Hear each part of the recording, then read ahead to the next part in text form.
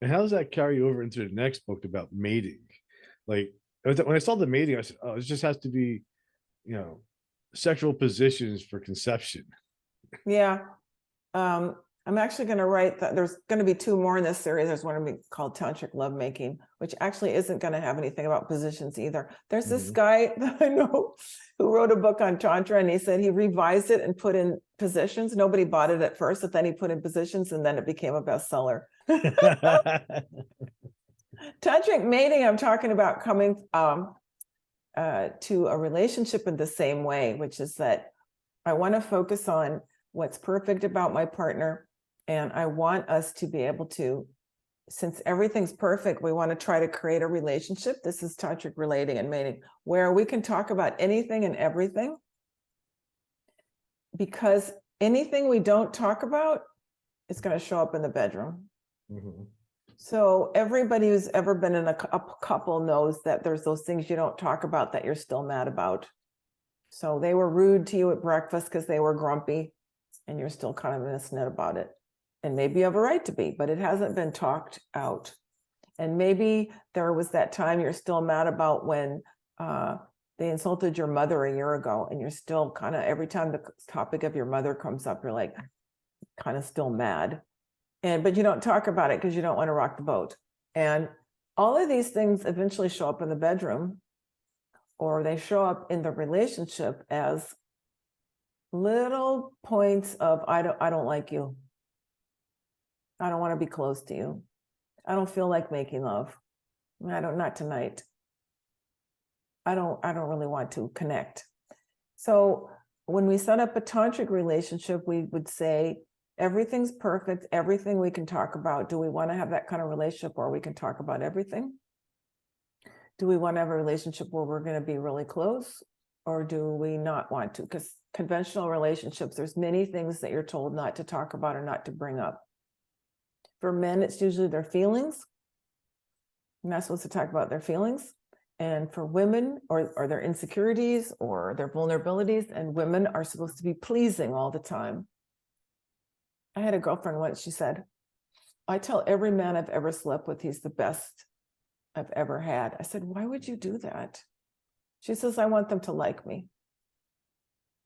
I said, that's not fair to those guys. She says, well, I just want them to like me. So women are taught to not tell the truth in order to be liked, and men are told not to tell the truth in order to seem macho and, sexy that way, the strong, silent type.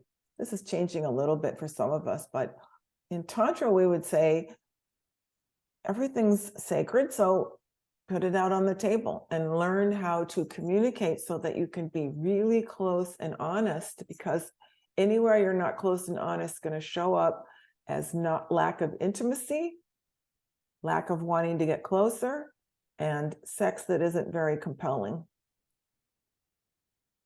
So we're trying to build intimacy where we have such a deep friendship and such a deep sexual friendship that I'm safe to be any way I am with you, and you're safe. I welcome any way that you are with me, with exceptions. We're not going to approve of either of us hitting each other or insulting each other, this type of thing. But we're going to build a sacred tantric relationship where you're safe enough to be yourself with me, and I feel safe enough to be with you. Safety in the Tantra talks about the 7 chakras.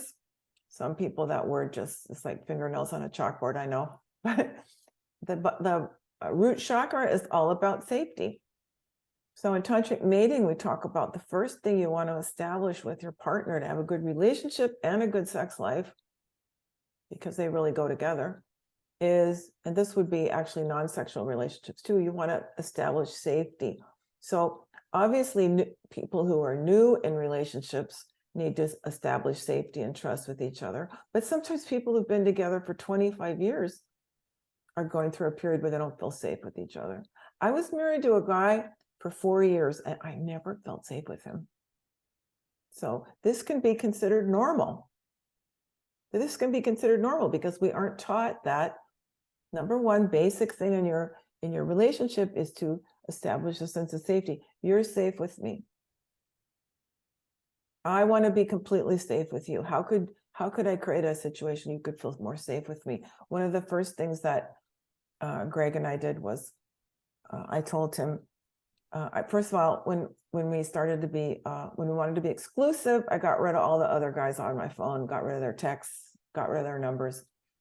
And then I said, you have full access to my phone if you want it. There's nothing on there that you would be surprised to find. There's not going to ever be, but you have full access. I don't think he's ever used it, but just setting that situation, and he said the same to me. So it's like just setting that safety that I'm not going to be screwing around. I'm not going to be flirting. There's not going to be anything you would worry about. That's one example of a way to make a completely safe relationship. I'm not going to be, you can look at my email if you want. I'm not hiding anything. And in previous relationships, I had stuff. I like to flirt. I was a big flirt. So even in that unsafe relationship, I talked about I'd be flirting with other guys, and it made a very unsafe relationship. I'm not saying it was just him, it was me too. We weren't safe with each other. So this is an example of how to be safe.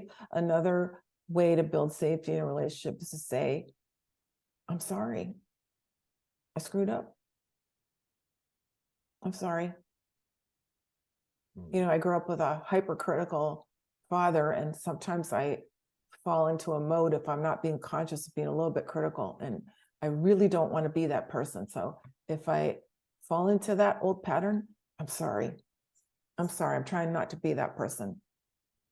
So we're both establishing safety by taking responsibility and saying, I want you to be safe with me.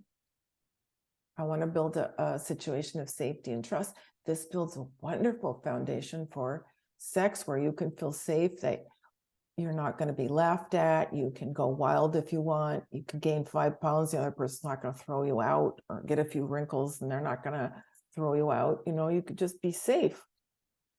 So this in Tantra, we would say, is building a relationship with the knowledge we have of the chakras.